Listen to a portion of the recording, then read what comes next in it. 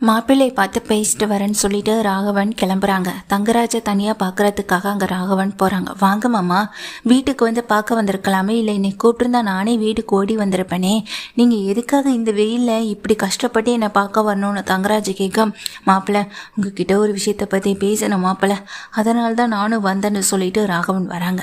வாங்கன்னு கூப்பிட்டு உட்கார வைக்கிறாங்க. அந்த தோப்பில் அங்கே கட்டலில் வந்து உட்கார்ற ராகவன் கிட்ட தோப்பில் உட்காந்துக்கிட்டு அங்கே அவங்களும் உட்காந்து பேச ஆரம்பிக்கிறாங்க. சொல்லுங்க மாமா, என்ன விஷயம் அப்படின்னு தங்கராஜ் கேட்க, மாப்பிள்ளை அன்னைக்கு ஏதோ கல்யாணம் நின்றுடக்கூடாதுன்றதுக்காக நீங்களும் திடுதிப்புன்னு அந்த பொண்ணை பற்றி கூட விசாரிக்காம நம்ம சீக்கிரமாக ஒரு அவசரமான சுரேஷ்க்கு ஒரு கல்யாணத்தை பண்ணி வச்சுட்டோம். இதனால சுரேஷும் நாளுக்கு நாள் கஷ்டப்பட்டுக்கிட்டு தான் இருக்கான்.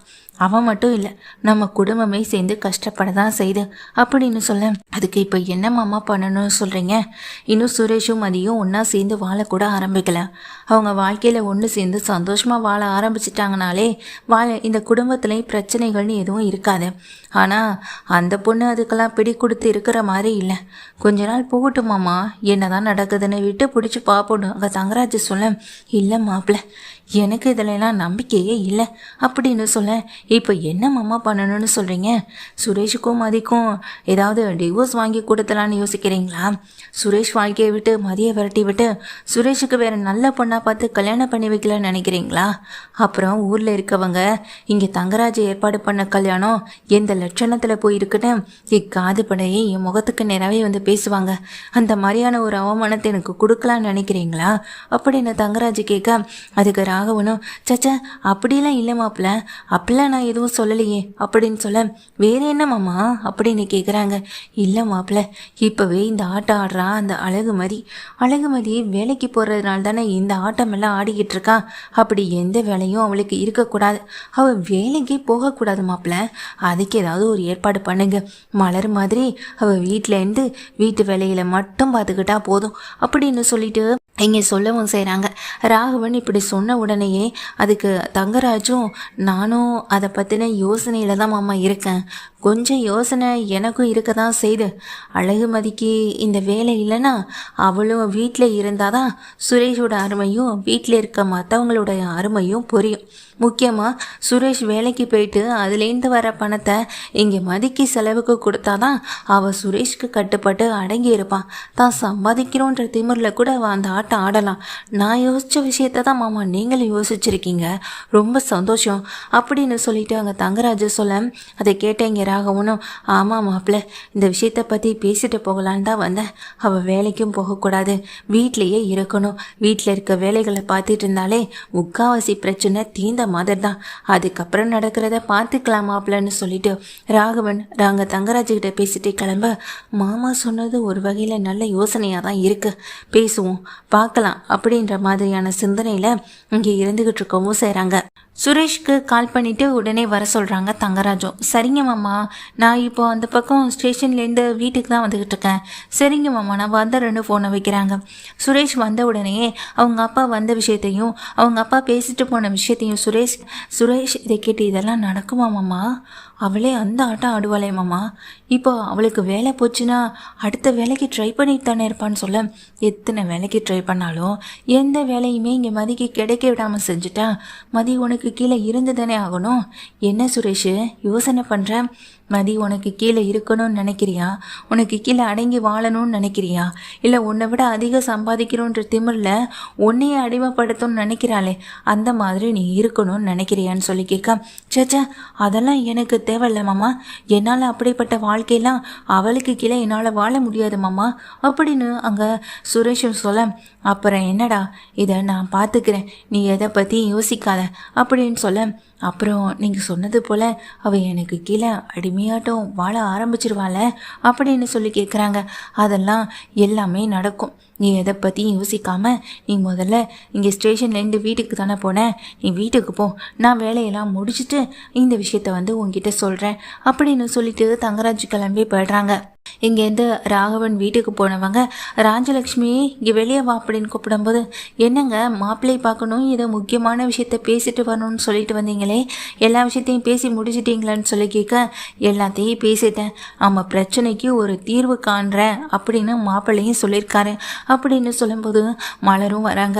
இந்தாங்க மாமா தண்ணி குடிங்கன்னு கொடுக்கும்போது தண்ணி வாங்கி குடிச்சிட்டு டேபிளில் வைக்கிற எங்கள் ராகவனை பார்த்து, என்னங்க ரொம்ப சந்தோஷமாக இருக்கீங்கன்னு சொல்ல, இனிமேல் நம்ம வீட்டில் நீ நினைக்கிறதும் சுரேஷ் நினைக்கிறதும் நான் நினைக்கிறதும் மட்டும்தான் நடக்கும். நம்மளை மீறி நீ இந்த வீட்டில் எதுவும் நடக்க போகிறதில்ல. இந்த வீட்டுக்கு மதி வருவான், ஆனால் முன்ன போன மதியா திரும்பி வரமாட்டான். மலர் மாதிரி இந்த வீட்டில் அடங்கி போகிற ஒரு மருமகளாக தான் வரப்போறா அப்படின்னு சொல்ல மலர் அதிர்ச்சியோட பார்க்குறாங்க. நீ மலர் இங்கே என்ன வாயை பழந்து நின்றுக்கிட்டு இருக்க, போய் கிச்சனில் வேலை இருந்தா பாரு அப்படின்னா ராஜலக்ஷ்மி சொல்ல, சரிங்க அப்படின்னு சொல்லிட்டு இங்கே மலர் இல்லை ஒரு ரூம்குள்ளே போய்ட்றாங்க. அந்த கிச்சனுக்குள்ளே இப்போ சொல்லுங்க அந்த விஷயத்தன்னு சொல்ல, அந்த மதிக்கு வேலை போக போகுது, வேலையை மாப்பிள்ளையே பார்த்துக்கிறோன்னு சொல்லிட்டாரு. இனிமே அந்த அழகுமதி வீட்டில் தான் இருக்க போகிறா, சம்பாதிக்கிறோன்ற திமிரில் ஆடிக்கிட்டு இருந்தால இனிமே அந்த அழகுமதி இந்த வீட்டில் எல்லாருக்கும் கட்டுப்பட்டு தான் வாழணும். அடுத்தவங்க கையை எதிர்பார்த்து வாழும்போது தானே இப்போ இந்த வாழ்க்கை என்னன்றதை அவள் புரிஞ்சுக்க முடியும். அந்த விஷயத்தை தான் நான் மாப்பிள்ளைக்கிட்ட பேசிட்டு வந்தேன். மாப்பிள்ளையும் சரின்னு சொல்லியிருக்காரு. எனக்கு இப்போ தான் லட்சுமி ரொம்ப சந்தோஷமாக இருக்குன்னு சொல்ல, அப்படியாங்க மாப்பிள்ளை நிச்சயமாக இதை நல்லா முடிச்சிருவார். அவர் முடிக்கிறேன்னு சொன்ன வேலையை முடிக்காமல் விட்டதில்லை. எனக்கும் இப்போ தாங்க ரொம்ப சந்தோஷமாக இருக்கு அப்படின்னு ராஜலக்ஷ்மி சொல்லிக்கிட்டு இருக்காங்க. தங்கராஜ் சொன்னது போல் இந்த வேலையை கரெக்டாக முடிச்சிடறாங்க. அதே போல் உள்ள கிச்சனில் நின்று வேலை பார்த்துக்கிட்டு இருக்க மலருக்கு ரொம்ப சந்தேகமாகவே இருக்குது. அப்படி அத்தையும் மாமாவும் எந்த விஷயத்தை பற்றி பேசுகிறாங்க என்னன்னு ஒன்றுமே புரியாமல் இருக்கிற சமயத்தில் ரேவதி ஃபோன் பண்ணுறாங்க.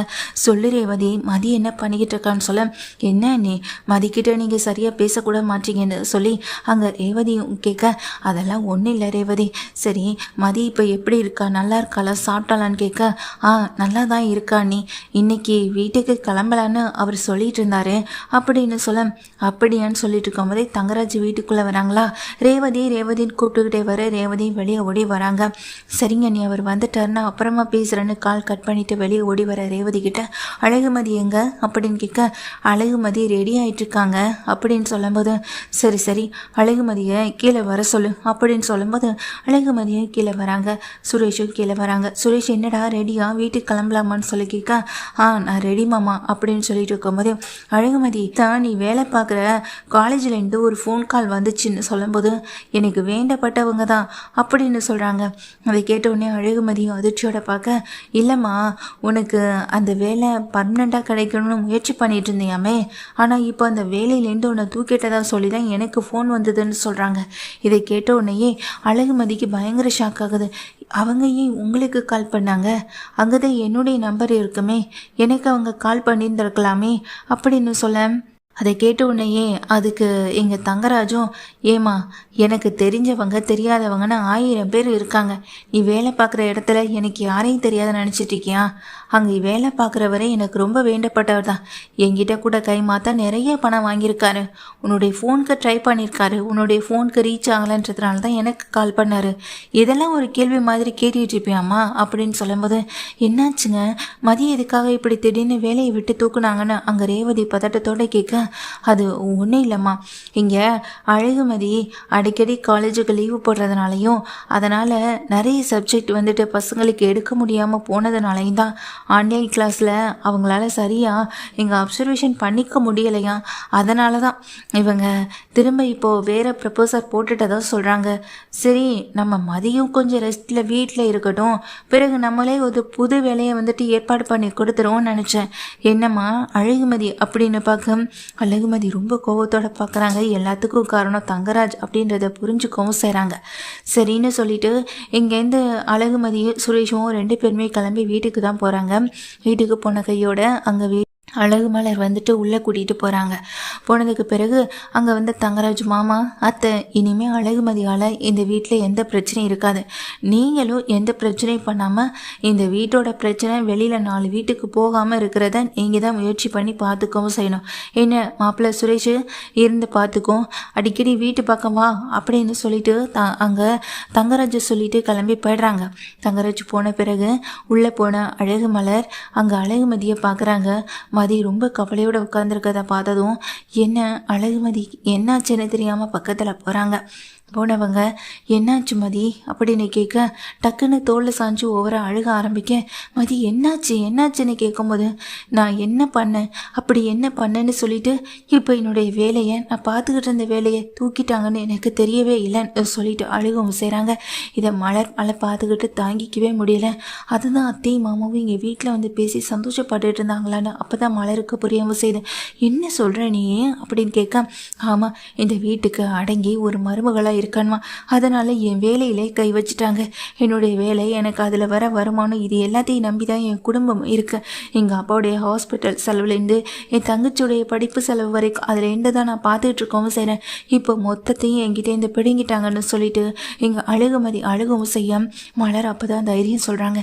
என்ன மதி எல்லாத்துக்கும் இப்படி நீ அழுகிற ஆளு கிடையாதே, எல்லாத்துக்கும் தைரியமாக போலீஸ் ஸ்டேஷன் வரைக்கும் போயிட்டு எல்லாத்தையும் ஃபேஸ் பண்ணுற ஆள் தானே நீ. இப்படி நீ உடஞ்சி அழுத நான் பார்த்ததே இல்லை. இப்படி நீ அழுகிறத பார்க்குறப்போ எனக்கு தான் கஷ்டமாக இருக்குது. இந்த வீட்டில் நான் வேணா சுயமரியாதை எல்லாம் வந்துட்டு போகலாம், ஆனால் நீ அப்படி இருக்கக்கூடாது அப்படின்னு சொல்ல அக்கா அன்னைக்கு நான் அப்படி பேசினது கூட மன்னிப்பு கேட்டுக்கிறேன். தயவு செஞ்சு நீங்களும் என்னை காயப்படுத்துகிற விதமாக பேசாதீங்கன்னு அழகுமதி சொல்ல சச்ச உன்னை காயப்படுத்துறதுக்காக நான் இது எதையுமே சொல்லலைப்பா, நீ புரிஞ்சுக்கணுன்றதுக்காக தான் சொல்கிறேன். என்னால் தான் அந்த விஷயத்துக்குள்ளேருந்து அந்த வட்டத்துக்குள்ளேருந்து வெளியே வர முடியலை. ஆனால் நீ வட்டத்துக்கு வெளியே நிற்கிற, அந்த வட்டத்துக்குள்ளே என்றைக்குமே வந்துடக்கூடாதுன்றதுக்காக தான் நான் உன்கிட்ட பேசிக்கிட்டு இருக்கேன். உன் வேலையை ஓங்கிட்டு இந்த பிடுங்கிட்டா இந்த வீட்டில் அவங்க சொல்கிறத கேட்டு இறந்துடலான்ற ஒரு எண்ணத்தில் தான் அத்தை மாமா சுரேஷ்னு எல்லாமே இருக்காங்க, தங்கராஜ் அண்ணன் வரைக்கும். ஆனால் அதுக்கு மட்டும் நீ இடம் கொடுத்துடவே கூடாது. இதுக்கு மேலே நீ என்ன முயற்சி பண்ணுவியோ தெரியாது. நீ உன்னுடைய வேலையை நீ போயே ஆகணும். உங்கள் அப்பா அம்மா உன் தங்கச்சிக்குன்னு நீ செய்ய வேண்டியதை செஞ்சாகணும். என்ன மாதிரி நீ இருந்துடாத மதி, ஏன்னா நான் படுற கஷ்டம் உனக்கு வந்துடக்கூடாதுன்றதுக்காக தான் நான் இப்போ சொல்லவும் செய்கிறேன். தயவு செஞ்சு இதை ஒரு பெரிய பிரச்சனையாக அழுதுட்டு இருக்காம இது ஒரு பிரச்சனையே இல்லை, சரி பண்ண முடியும்னு நினச்சி அதுலேருந்து மீண்டு வரத்துக்கான யோசனையை பண்ணுன்னு மலர் வந்துட்டு எங்கள் மதிக்கு அட்வைஸ் பண்ணிட்டு கிளம்பி போக கண்ணை தொடச்சிட்டு இருக்க மதி அங்கேருந்து கிளம்புறாங்க, வெளியே வராங்க. ஏய் மதி இங்கே வா அப்படின்னு சொல்லி கூப்பிடுறாங்க ராஜலக்ஷ்மியும். சொல்லுங்க என்ன வேணும் அப்படின்னு கேட்க என்ன வேணுமா, இனிமேல் உனக்கு கிச்சனில் தானே வேலை, அங்கே போய் அழகு மலருக்கு ஹெல்ப் பண்ணு. இனிமேல் நீ வாக்கிங் போக வேண்டிய அவசியமும் இல்லை, காலேஜ் போக வேண்டிய அவசியமும் இல்லை. அதான் காலேஜில் நீ சரியாக சொல்லி கொடுக்கலன்னு உங்கள் அந்த பிரின்சிபலே வேண்டான்னு சொல்லி உன்னை தூக்கி வீசிட்டாங்களே. இதுக்கு மேலே காலேஜை பற்றி பேச வேணாம், நடு வீட்டில் உட்காந்து லேப்டாப் எடுத்து வச்சுக்கிட்டு ஆன்லைன் கிளாஸ் எடுன்னு அந்த மாதிரி எந்த விஷயத்தையும் பண்ணிகிட்ருக்கவும் வேண்டாம். ஏன்னா வீட்டு வேலையில் பொறுப்பு இல்லாமல் இருக்கல, அந்த மாதிரி வேலை பார்க்குறதுனால தானே பொறுப்பு இல்லாமல் நடந்துக்கிறேன். அதனால் நீ பொறுப்போடு நடந்துக்கப்பண்ணு, இனிமேல் எனக்கு ஒரு நம்பிக்கை வந்துடுச்சு. சரி எனக்கும் அம்மாவுக்கும் போயிட்டு நல்ல காஃபியாக மலர் போட்டு வச்சுருப்பான், அதை எடுத்துகிட்டு வந்து கொடுத்துட்டு சிங்கில் பாத்திரம்லாம் நிறைய கிடக்கும். அதுக்கப்புறமா மலர் எல்லா வேலையும் முடிச்சுட்டு தான் அதை கழுவ ஆரம்பிப்பா. நீ கொஞ்சம் அவளுக்கு ஒத்தாசையாரு. அந்த சிங்கில் கிடக்கிற பாத்திரத்தெல்லாம் விளக்கி வச்சுட்டு இதோ வாஷிங் மிஷினில் துணி போட்டுருக்கு, அதையும் கொண்டு பின்னாடி அதுவும் வெயில் பாடுற இடமா பார்த்து காய வச்சிரு. அதுக்கப்புறமா இந்த வீட்டை கொஞ்சம் போட்டு க்ளீன் பண்ணிவிடு. நான் மலருக்கு நிறைய வேலை கொடுத்துருக்கேன், இன்னைக்கு நிறைய சமைக்க சொல்லியிருக்கேன். அதனால் அவள் அந்த சமையல் வேலையை பார்த்துக்கிட்டு இருக்கா, நீ மற்ற வேலைகள் எல்லாத்தையும் பார்த்து கவனிச்சுக்க அப்படின்னு சொல்லும்போது அதை பார்த்துட்டு மதியம் எதுவுமே பேசாமல் அவங்க சொன்ன வேலைகளெல்லாம் செய்கிறாங்க. இதை பார்த்துக்கிட்டு இருக்க ராஜலக்ஷ்மிக்கு சந்தோஷம் வந்தாலும் ஆனால் அழகு மலருக்கு எங்கள் பயங்கர வருத்தம் தான் வருது. மதி எந்த வட்டத்துக்குள்ளே வரக்கூடாதுன்னு நினச்சோமோ அதுக்குள்ளே கொஞ்சமாக வந்துக்கிட்டு இருக்காளே நினச்சி மலர் ரொம்பவே ஃபீல் பண்ணுறாங்க. இந்த ஃபீலை என்ன பண்ணுறதுன்னு தெரியாமல் வந்துக்கிட்டு இருக்காங்க இங்கே மலரும். உடனே பாக்கியராஜுக்கு ஃபோன் பண்ணுறாங்க. என்னம்மா சொல்லுன்னு சொல்லி கேட்குறாங்க. பாக்கியராஜும் இல்லைங்க வர்றப்ப நான் சொல்கிற பொருளெல்லாம் வாங்கிட்டு வந்துடுங்க, மதி வீட்டுக்கு வந்துட்டா பாவங்க அவளை அந்த வேலை வாங்குறாங்க, எனக்கு பார்க்கும்போது கஷ்டமாக இருக்கு. மதியம் எதிர்த்து கூட பேசாமல் எல்லா வேலையும் போட்டு செஞ்சிட்ருக்கான்னு சொல்லிட்டு இருக்காங்க. இதை கேட்டுட்டு இங்கே பாக்கியராஜும் ஃபீல் பண்ணிகிட்டு இருக்கு. அதுக்குள்ளே இங்கே மலர்னு சத்தம் போடுறதுனால ஃபோனை வச்சுட்டு மலரும் அங்கேருந்து ஓடி வந்துடுறாங்க. சொல்லுங்க தான் அப்படின்னு சொல்லி கேட்க அம்மா அழகுமதி எங்கன்னு சொல்லி கேட்க அழகுமதி அப்போ தான் பின்னாடி துணியெல்லாம் காய போட்டு வீட்டுக்குள்ளே வரேன். சரி நான் சொன்ன வேலையெல்லாம் சரியாக தான் பார்த்துக்கிட்டு இருக்கேன். அன்னைக்கு மட்டும் ஒரு டம்ளர் எடுத்து வச்சுருந்தா இப்போ இவ்வளோ பெரிய பிரச்சனையே வந்திருக்காது பாத்தியா, இதனால் என்னென்னலாம் ஆகி போச்சுன்னு அப்படின்னு சொல்லிக்கிட்டே இங்கே அழகுமதியை பார்க்குறாங்க. சரி நம்ம குடும்பத்துக்குன்னு ஒரு நல்ல விஷயம் நடக்கணும்ல. அதான் நம்ம சுரேஷுக்கும் இந்த அழகுமதிக்கும் தாலி பிரித்து கோக்குற விழாவை வச்சிடலான்னு நினைக்கிறோம். ஆமாம், இந்த விஷயத்தை பற்றி முதல்ல உங்கள் வீட்டு ஆளுங்க கிட்ட சொல்லணும். உங்கள் அம்மா அப்பா கிட்ட நீயே ஃபோன் போட்டு சொல்லிவிடு அப்படின்னு சொல்ல, நான் எதுக்கு எங்கள் அம்மா அப்பா கிட்ட சொல்லணும்? என்னை அந்த வீட்டிலேருந்து கூட்டிகிட்டு வந்தது உங்கள் தங்கராஜ் மாப்பிள்ளை. அதுக்கு பிறகு எனக்கு தாலி கட்டி இந்த வீட்டுக்கு கூட்டிகிட்டு வந்தது உங்கள் பையன். அப்படி பார்த்தா இந்த விஷயத்தை பற்றி பேச வேண்டியது அவங்க தானேன்னு சொல்ல ஆரம்பிச்சிட்டாங்க. இனி என்ன சொன்னாலும் அதுக்கு எதிர்த்து பேச ஆரம்பிச்சிருவான் அப்படின்னு ராஜலக்ஷ்மி சொல்ல, இப்போ எதுக்கு எதிர்த்து பேசிக்கிட்டு இருக்கேன்? உங்கள் அம்மாவுக்கு அப்பாவுக்கும் ஃபோன் பண்ணி சொல்லிடுன்னு சொன்னது ஒரு குத்தமா அப்படின்னு கேட்க, இல்லை எதை பற்றி சொல்லணும், எப்படி சொல்லணும் அப்படின்னு கேட்குறாங்க. ராஜலக்ஷ்மி அதையும் சொல்லிக்கொடு அப்படின்னு ராகவன் சொல்ல, ராஜலக்ஷ்மி சொல்கிறாங்க, இங்கே பார், அந்த வீட்டிலேருந்து உனக்கு 10 பவுனில் ஒரு தாழ் ஜெயினை எடுத்துகிட்டு வர சொல்லு, கூட்டிகிட்டு வர சொல்லு, அப்புறம் கல்யாணத்துக்கு செய்யாத சீர்சனம் இது எல்லாத்தையுமே செய்ய சொல்லு அப்படின்னு சொல்ல, இதை கேட்ட அழகுமதியோ, அப்படிலாம் எங்கள் வீட்டில் நீங்கள் எதிர்பார்க்கறது எதையுமே செய்ய மாட்டாங்கன்னு சொல்ல, என்னங்க இவ இப்படி பேசிக்கிட்டு இருக்கான்னு சொல்ல, நம்ம சொந்தக்காரவங்க கல்யாணத்துக்கு வராதவங்கன்னு கிராமத்தில் இருக்கவங்கன்னு எல்லாருமே இங்கே இந்த ஃபங்க்ஷனுக்கு வருவாங்க. வந்தவங்க நம்ம மூக்கு மேலே விரல் வைக்கிற அளவுக்கு சீரியஸானு எல்லாம் வசதி வாய்ப்போடு இருக்கணும்னு சொல்லும்போது அதை கேட்ட அழகு மலரும் அப்படியே உறைஞ்சு போய் நிற்க, என்ன மலரு, நீ தான் இந்த வீட்டுக்கு எப்படி வந்தேன்னு எல்லாருக்குமே தெரியுமே, அப்புறம் உனக்கு இந்த ஃபங்க்ஷன் வச்சப்போ நாங்கள் அசிங்கப்பட்டு நின்ன மாதிரி இப்போ மதிக்க வைக்கிற ஃபங்க்ஷனில் அசிங்கப்பட்டு நிற்கக்கூடாது. அதுக்காக தான் எல்லாத்தையும் செய்ய சொல்கிறோம். உங்கள் அம்மா அப்பா கிட்ட சொல்லி எல்லாத்தையும் ஏற்பாடு பண்ணு. எப்படியும் கல்யாணத்துக்காக எல்லாத்தையும் சேர்த்து வச்சுருப்பாங்கல்ல, அதை வச்சு ஏற்பாடு பண்ண சொல்லு அப்படின்னு ராஜலக்ஷ்மி சொல்ல, எதுவுமே பேசாமல் அழகுமதி உள்ளே போயிடுறாங்க. கொஞ்ச நேரத்தில் சுரேஷ் வராங்க. வந்து சுரேஷ் கிட்ட மதி பண்ண வேலைகள் எல்லாத்தையும் சொல்கிறாங்க. என்னம்மா சொல்கிறேன் அப்படியான அதிர்ச்சியோட கேட்குறாங்க. ஆமாம் அப்படின்னு சொல்லும்போது அழகுமதி உள்ளேந்து ஒரு லிஸ்ட் எடுத்துகிட்டு வெளியே வராங்க. என்ன இது, அம்மா சொன்ன வேலையெல்லாம் நீ செஞ்சதா சொன்னாங்க. நீ ஆரம்பத்திலே இப்படி இருந்தால் நம்ம குடும்பத்தில் இவ்வளோ பெரிய பிரச்சனை வந்திருக்காதுல்ல. மாமா சொன்னது சரிதான்.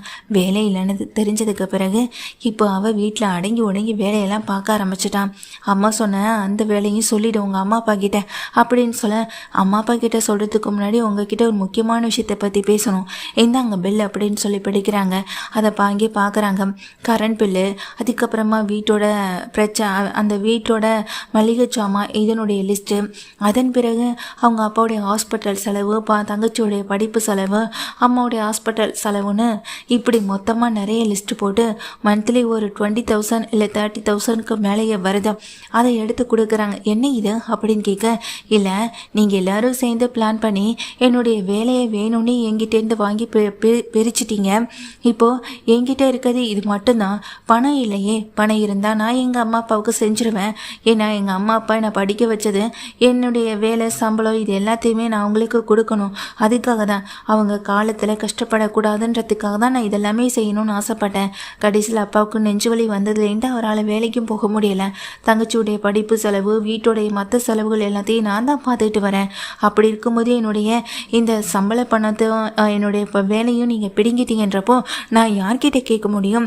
என்னை தொட்டு தாலி கட்டின என் புருஷங்கிட்ட தானே இதை சொல்ல முடியும். அதனால தான் சொல்கிறேன், இதெல்லாம் நீங்கள் கட்டிடுவீங்கல்ல அப்படின்னு சொல்லும்போது, நான் எதுக்கு உங்கள் வீட்டு செலவை ஏற்றுக்கணும் அப்படின்னு சொல்லும்போது, அப்புறம் நீங்கள் எதுக்கு என்னுடைய வேலையை பறிக்கணும் அப்படின்னு கேட்குறாங்க. ஏய், பதிலுக்கு பதில் பேசாமல் முதல்ல இதெல்லாம் வாங்கிட்டு உள்ளே போ அப்படின்னு சொல்லும்போது, இதை நான் வாங்கிட்டு உள்ளே போகிறதுக்காக வரல. ஃபர்ஸ்ட் ஒன், இதை நீங்கள் கட்டுவீங்களா மாட்டுவீங்களா அப்படின்னு சொல்லி கேட்க முடியாது அப்படின்னு சொல்கிறாங்க. அப்படி இல்லைனா என்னுடைய வேலை எனக்கு திரும்பி கிடைக்கணும் அப்படின்னு அங்கே மதியம் சொல்லும்போது, ஓ வேலை ஒன்றை விட்டு போனதுக்கு நான் என்ன பண்ண முடியும்னு சொல்லி கேட்குறாங்க. அதுக்கு பின்னாடி நீங்கள் தான் இருக்கீங்கன்னு எனக்கு நல்லாவே தெரியும். எந்தவித ரீசனும் இல்லாமல் என்னை வேலையை விட்டு தூக்குறதுக்கு அவங்களுக்கும் எந்தவித ரைட்ஸும் கிடையாது. அப்படி அதையும் தூக்கியிருந்தாங்கன்னா நான் அவங்க மேலே கம்ப்ளைண்ட் கொடுப்பேன். நான் அவங்க மேலே கம்ப்ளைண்ட் கொடுத்தா என்ன ஆகுன்னு கொஞ்சம் யோசிச்சு பார்த்தீங்களா? இதெல்லாம் செய்ய சொன்னது யாருன்னு அவர் ஸ்டேஷன்லேயே ஒத்துப்பார். அதுக்கு பிறகு உங்களுக்கு தான் வேலை போகும். நீங்களும் உங்கள் மாமாவும் தான் இங்கே உள்ளே போய் தண்டனை அனுபவிக்க வேண்டியதாகவும் இருக்கும். அது மட்டும் இல்லை மிஸ்டர் சுரேஷ் அவர்களே, உங்களுடைய வேலைக்காக என்னை கூட்டிகிட்டு போய் கட்டாயப்படுத்தி அந்த கம்ப்ளைண்ட்டை வாபஸ் வாங்க வச்சிங்களே, அது கொஞ்சம் கூட மனசாட்சி இல்லாமல் நடந்த விஷயம் தானே. அதை பற்றி ஸ்டேஷனில் சொன்னால் என்ன ஆகணும் கொஞ்சம் யோசிச்சு பாருங்கள். எனக்கு எந்த பிரச்சனையாக இருந்தாலும் அவர் உடனே கால் பண்ண சொல்லி நம்பர் கொடுத்துருக்காரு. இந்த நம்பருக்கு நான் ஒரு கால் பண்ணால் போதும், அடுத்து என்ன நடக்கும்னு கொஞ்சம் யோசிச்சு பார்த்தீங்களா அப்படின்னு கேட்குறப்போ, பாத்தியா எப்படி மிரட்டுறா பாரு நம்மளை அப்படின்னு அங்கே ராஜலக்ஷ்மி சொல்ல, உண்மையை தானே அத்தை சொல்கிறேன். இதுக்கு மேலே இதில் நான் பொறுமையாக அமைதியாக இருக்கணுன்ற அவசியம் எனக்கு கொஞ்சம் கூட இல்லைன்னு சொல்லிட்டு இருக்காங்க அழகுமதி சரி, நீங்கள் இதுக்கு மேலே இந்த விஷயத்தில் இப்படியே யோசனை பண்ணிகிட்டே இருந்தீங்கன்னா நான் அடுத்த நிமிஷமே யோசனை பண்ணாமல் ஸ்டேஷனுக்கு ஃபோன் போட வேண்டியிருக்கும் அப்படின்னு சொல்ல, இப்போ என்ன வேணும் உனக்கு? இந்த செலவெல்லாம் நான் பார்த்துக்கிறேன் அப்படின்னு சொல்லிட்டு அந்த பெல் அதுலேருந்து எல்லாத்தையுமே வாங்கிக்கவும் செய்கிறாங்க. இது ஒரு நாள் பார்க்குறதோட இல்லை, அவங்களுக்கு எப்போல்லாம் என்னெல்லாம் தேவைப்படுதோ அப்போல்லாம் கூட இருந்து பார்த்துக்க வேண்டிய பொறுப்பு உங்களுக்கு தான் இருக்குது. அதை தவிர நீங்கள் அப்படின்னா அப்புறம் இந்த வேலையும் நீங்கள் தவற விட வேண்டியதாக இருக்கும்னு சொல்லிட்டு அழகுமதி பேசிட்டு உள்ளே போயிடுறாங்க. அழகுமலருக்கு அப்பாடா, நம்ம நினச்சது போல மதி இந்த வீட்டுக்குள்ளே அவளும் இன்னொரு ஒரு பாதியாக வந்து நிற்கலை, அவளுக்கு பிடிச்ச மாதிரி வாழணும், எனக்கு அதுதான் சந்தோஷம்னு அழகுமலர் நினச்சிட்டு இருக்காங்க. மதி உள்ளே போனவங்க ரொம்ப தேங்க்ஸ், நீங்கள் என் மேலே கோபத்தில் இருக்கீங்கன்னு நினச்சி, ஆனால் சரியான நேரத்தில் என்னை கைட் பண்ணியிருக்கீங்க, எனக்கு அது ரொம்ப பெரிய சந்தோஷத்தை கொடுக்குது. உடஞ்சி போன நேரத்தில் ஒருத்தவங்க ஆறுதலாக நமக்கு கொடுக்குற விஷயம் நம்மளை பல மடங்கு உயர்த்த செய்யும். அப்படி ஒரு விஷயத்த தான் நீங்கள் பண்ணியிருக்கீங்க. இவ்வளோ தூரம் எனக்காக பேசுகிற நீங்கள் உங்களுக்காகவும் இந்த வீட்டில் நீங்கள் பேசலாம்னு சொல்லும் போது எனக்காக நான் பேசினதே கிடையாது. புதுசாக நான் பேசினாலும் அந்த பிரச்சனை எல்லாத்தையும் உன் தலையில் தான் கொண்டு வந்து கட்டுவாங்க. அதனால் நான் இப்படியே இறந்துக்கிறேன், எனக்கு எந்த பிரச்சனையும் இல்லைன்னு மலரும் சொல்கிறாங்க. மதியம் இதை கேட்டு மலரை கட்டி பிடிச்சிட்டு நிற்கும் போது தான் பாக்யராஜ் வந்துட்டு வீட்டுக்கு ஓடி வராரு. மதி, அழகுமதி வெளியே வாமா அப்படின்னு சொல்லும்போது அழகுமதி வெளியே வராங்க, மலரும் வெளியே வராங்க. இதெல்லாம் இங்கே நின்றுகிட்டு இருக்க பாக்யராஜ் சுரேஷை பார்க்குறாங்க. என்னடா கையில் எதுன்னு சொல்ல, அது ஒன்றும் இல்லைன்னு சொல்லிட்டு சுருட்டி பாக்கெட்டில் வந்துட்டு வைக்கவும் செய்கிறாங்க. அது மட்டும் இல்லாமல் அதே இடத்துல ஆன்லைன் மூலமாக கட்ட வேண்டிய பில்லு இது எல்லாத்தையும் கட்டிட்டு அவங்க அப்பாவுக்கு பணத்தையுமே போட்டு விட்டுறாங்க. இப்போ தான் மதி ரொம்ப சந்தோஷமாகவும் இருக்காங்க. அதுக்கப்புறம் என்ன, அதான் இங்கே சுரேஷ் சொன்ன மாதிரி உங்கள் அப்பாவுக்கும் அங்கே மருத்துவ செலவுக்கு பணம் போட்டாச்சுல, இதுக்கு மேலே இங்கே என்னென்ன பண்ணிக்கிட்டு இருக்கேன், முதல்ல போயிட்டு சுரேஷ்க்கு சாப்பாடு செஞ்சு வை, வீட்டு வேலையெல்லாம் செஞ்சு முடி, மூப்பு போட சொன்னனே அதை முதல்ல போட்டியா நீ அப்படின்னு ராஜலட்சுமி கேட்க மதி வந்துட்டான். இதையை பார்த்துட்டே நிற்கிறாங்க. அத்தை இன்னும் எதையும் விட மாட்டாங்க போல நினச்சிட்டு இருக்கும்போது இந்தாமா மதி அப்படின்னு கையில் எடுத்து ஒரு ஆர்டர் பேப்பரை கொடுக்குறாங்க. இதை வாங்குற மதியம் என்ன இதுன்னு சொல்லி கேட்க, அடன் முதல்ல இதை பிரித்து படித்து பாருமான்னு சொல்லும்போது பிடிச்சு படித்து பார்க்குற மதிக்கு ரொம்ப பெரிய ஆச்சரியமாக இருக்கு. ஏன்னா அந்த ஆர்டர் காப்பி வந்ததில் வந்துட்டு ஒரு பெரிய ஒரு காலேஜ்லேருந்து அதில் ப்ரொப்போசராக தான் இவங்க ஜாயின் பண்ணுறதுக்கான ஒரு ஆர்டர் காப்பி வந்திருக்கு. இதை பார்த்த உடனே அதிர்ந்து போகிறாங்க. எனக்கு ஆர்டர் காப்பியா, நான் எந்த விதமான காலேஜுக்கும் எதுவுமே நான் போகவே இல்லையே, எந்த இன்டர்வியூவும் அட்டன் பண்ணவே இல்லைன்னு சொல்ல, இல்லைம்மா என்னுடைய பேங்க்குக்கு வந்துட்டு ஒரு பெரிய ஒரு இன்வெஸ்டர் வந்துட்டே இருப்பார், அவர் எனக்கு ரொம்ப நல்லா பழக்கம், அவர் காலேஜ் சம்மந்தப்பட்ட ஆளுன்னு எனக்கு அதுக்கு பிறகு தான் தெரியும், அவர் ஒரு பெரிய காலேஜை வச்சு நடத்திட்டு இருக்காருமா, அவர்கிட்ட நான் கேட்டிருந்தேன் உன்னுடைய பர்மனண்டான ஒரு வேலையை பற்றி அவர்கிட்ட கேட்டிருந்தேன், அவருக்கு நிறைய ஹெல்ப் பண்ணியிருக்கேன் பேங்க் மூலமாக, அவருக்கு நிறைய ஒரு வட்டி கம்மி பண்ணி அதனால் நிறைய ஒரு பணத்தையும் நான் அவங்களுக்காக கொடுத்துருக்கேன். அதனால தான் அவங்க டெபாசிட் பணம் இந்த மாதிரி பணங்கள் எல்லாமே அதிகமாக நம்மளுடைய பேங்க்கில் தான் அவர் வந்துட்டு அதிகமாக போடவும் செய்வார். நிறைய லோன் கூட நான் அவருக்கு அப்ளை பண்ணி அது மூலமாக வாங்கி கொடுத்துருக்கேன். அதனால் அவருக்கு என் மேலே தனிப்பட்ட ஒரு மரியாதை இருக்கேன். நான் சொன்னதுக்காக தான் அவர் வந்துட்டு இந்த வேலையை வந்துட்டு எனக்கு ஏற்படுத்தி கொடுக்கவும் செஞ்சார். அது மட்டும் இல்லைம்மா, அது நீ இன்டர்வியூ அட்டன் பண்ணாமலே உனக்கு கிடைச்ச வேலைம்மா, முதல்ல இதை எப்படி நாளைக்கே போயிட்டு நீ ஜாயின் பண்ண, இவ்வளோ நாளாக மதிக்கு பர்மனண்டான ஒரு வேலை இல்லை, இது வரைக்கும் மதிக்கு இந்த வீட்டில் பர்மனண்டாக ஒரு வேலை இல்லைன்னு சொல்லிட்டு எல்லாரும் எவ்வளோ ஃபீல் பண்ணி பேசுனீங்க, அம்மாவும் அப்பாவும் ரொம்ப சந்தோஷப்படுவாங்க அப்படின்னா பாக்யராஜ் சொன்னபடி அந்த ஆர்டர் காப்பியை அங்கே மதி கையில் கொப்படைக்க மதி அதை பார்த்து கண் திறந்து ரொம்ப சந்தோஷப்படுறாங்க, கலங்கி நிற்கிறாங்க. உதவி பண்ணுறதுக்கு என்னை சுற்றி இத்தனை பேர் இருக்காங்களே நினச்சிட்டு இருக்க மலருக்கும் அது பெரிய சந்தோஷத்தை கொடுக்குது. மலர் இன்னைக்கு அவரே இதை கொண்டு வந்து கொடுத்தாரு தெரியுமா, எனக்கு அவ்வளோ சந்தோஷம் வந்துச்சு, நாளைக்கு காலேஜுக்கு வர சொல்லியிருக்காரு அப்படின்னு சொல்லும்போது இதை கேட்ட மதியம் சந்தோஷப்படுறாங்க. கடவுள் ஒரு பக்கம் நம்மக்கிட்டேருந்து ஒன்று பிடுங்கினான்னா அதுக்கு பதிலாக இன்னும் பல விஷயங்களை நமக்கு நல்லது செய்வான்னு கேள்விப்பட்டிருக்கேன். ஆனால் உண்மையிலே நான் இன்னைக்கு அதை தான் நான் நேரில் பார்க்குறேன் அப்படின்னு அங்கே மதி வந்துட்டு பாக்யராஜ் காலில் விழுந்து ஆசீர்வாதம் வாங்க. அட என்னம்மா நீயும் எனக்கு ஸ்ருதி மாதர் தான் அப்படின்னு சொல்லும்போது அதை கேட்ட எங்கள் அழகுமதி சந்தோஷப்படுறாங்க. மலருமே எங்கள் தோளில் சாஞ்சிட்டு ரொம்ப சந்தோஷமாக அதை பார்த்துட்டு நிற்க ராகவனுக்கு ராஜலட்சுமி பெரிய அதிர்ச்சியை கொடுக்குது. அப்படியே அம்மா அப்பா காலில் விழுந்து ஆசீர்வாதம் வாங்கிக்கன்னு சொல்லும்போது இந்தாங்க அப்படின்னு கையில் கொண்டு போய் கொடுக்குறாங்க. வேறு வழி இல்லாத அந்த ராகவனும் ராஜலட்சுமி அதை கையில் வாங்க மதி காலில் விழுந்து ஆசீர்வாதம் வாங்கவும் செய்கிறாங்க. இனிமே நான் உங்களை எதுக்கும் டிஸ்டர்ப் பண்ண மாட்டேன், பர்மனண்டான ஒரு வேலை கிடச்சிருக்கு, இந்த வேலை மூலமாக எனக்கு சேலரியும் நிறைய கொடுப்பாங்க, அதை வச்சு என்னுடைய ஃபேமிலியை என்னால் ரன் பண்ணிக்க முடியும், அந்த நம்பிக்கை எனக்கு நிறையவே இருக்குது அப்படின்னு சொல்லிட்டு மதி ரொம்ப சந்தோஷமாக சாமி முன்னாடி அதை கொண்டு வச்சு சாமி கும்பிட்டுட்டு உள்ளே போகவும் செய்கிறாங்க.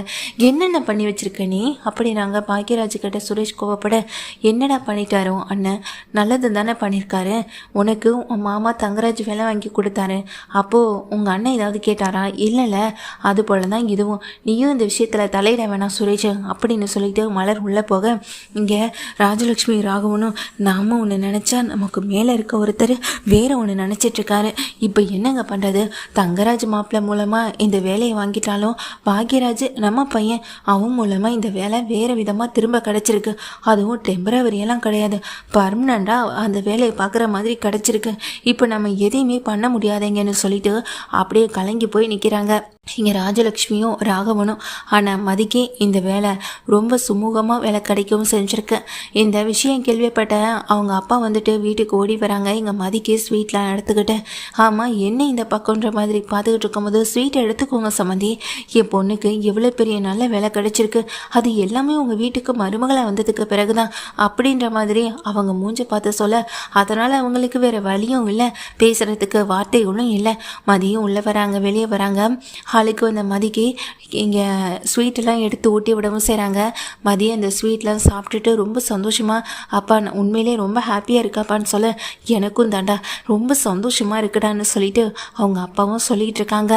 அந்த நேரத்தில், இல்லை உங்கள் பொண்ணு இப்போ கண்டிப்பாக வேலைக்கு போயே ஆகணுமா, உங்களுக்காக சம்பாதிக்கிறதுக்காகவும் உங்கள் பொண்ணு இங்கே வந்து இருக்கான்னு சொல்லிட்டு டக்குன்னு அங்கே ராஜலட்சுமி கேட்க, இல்லைம்மா எனக்காகவோ இல்லை என் பசங்க இன்னொரு பொண்ணுக்காகவும் மதிக்கிட்டேன்னு நான் ஏனே எதிர்பார்க்கல, ஆனால் மதி அதை செய்யும்போது எங்களால் அதை வேணான்னு சொல்லி தடுக்கவும் முடியாது, ஏன்னா மதி அதனால் கோவப்படுவான், எங்ககிட்ட பேசாமல் போயிடுவான், அது மட்டும் இல்லைம்மா மதியை நாங்கள் ரொம்ப நல்லா வளர்த்துருக்கோம், அவள் நல்ல வேலையில் இந்த மாதிரி போய் உட்கார்றதுக்கு இந்த குடும்பத்தில் இருக்கவங்களே ஒரு காரணம் இல்லை, எனக்கு அதை நினைக்கும் போது தான் சந்தோஷமாக இருக்குது, என் பொண்ணுக்கு வேலை போயிடுச்சேன்னு நினச்சி வருத்தப்பட்டு இருந்தேன், கிடைச்ச வேலை அதை விட ஒரு நல்ல வேலையாக இருக்கிறப்போ எனக்கு இருந்த கஷ்டமெல்லாம் பறந்து போச்சு, ரொம்ப சந்தோஷமாக இருக்குமா அப்படின்னு சொல்லிட்டு தான் பொண்ணை கட்டிப்பிடிச்சு அவங்களுக்கு இங்கே ஸ்வீட்லாம் ஊட்டி விட்டுட்டு அவங்க அப்பாவும் கிளம்பி போகிறாங்க.